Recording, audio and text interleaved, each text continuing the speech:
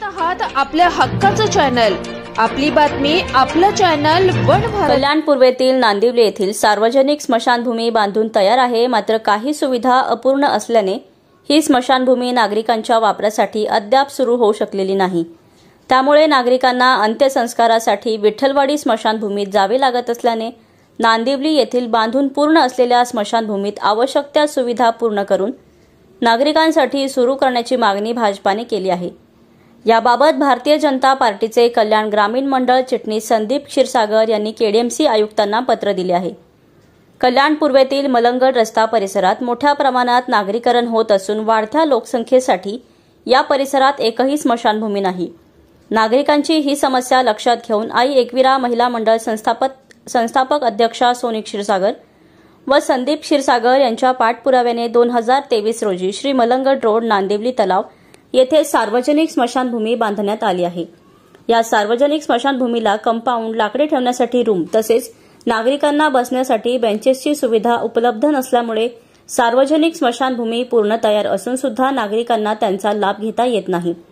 त्यामुळे या सार्वजनिक स्मशानभूमीची राहिलेली कामे लवकरात लवकर पूर्ण करून ही सार्वजनिक स्मशानभूमी नागरिकांकरता खुली करण्याची मागणी क्षीरसागर यांनी केडीएमसी आयुक्तांकडे केली। आज कल्याण पूर्वमध्ये बघाल तर स्मशानभूमी एकच आहे विठ्ठलवाडीची, आणि लोकसंख्या एवढी भरपूर वाढत असल्यामुळे आज कल्याण पूर्वला चक्की नाका ते नेवाळी नाक्यापर्यंत वस्ती खूप मोठ्या प्रमाणात वाढली आहे आणि तिथे स्मशानभूमी नव्हती, आणि त्या स्मशानभूमीची मागणी आम्ही 4-5 वर्ष करत होतो आणि आम्ही पाठपुरावा करून आयुक्त साहेब, जिल्हाधिकारी आणि तहसीलदार यांच्या पाठपुरावा करून तिथे नांदिवली तलाव येथे स्मशानभूमी उभारण्यात आली आणि ती स्मशानभूमी पूर्ण होऊन 2 वर्ष झाले, पण त्यांचा कोणत्याही प्रकारचा लाभ हा नागरिकांना तिथल्या होत नाही। स्थानिक नागरिकांना परत त्यांना पुन्हा विठ्ठलवाडी स्मशानभूमीलाच जावं लागतं आणि पुन्हा भार त्या विठ्ठलवाडी स्मशानभूमीवरच पडतो।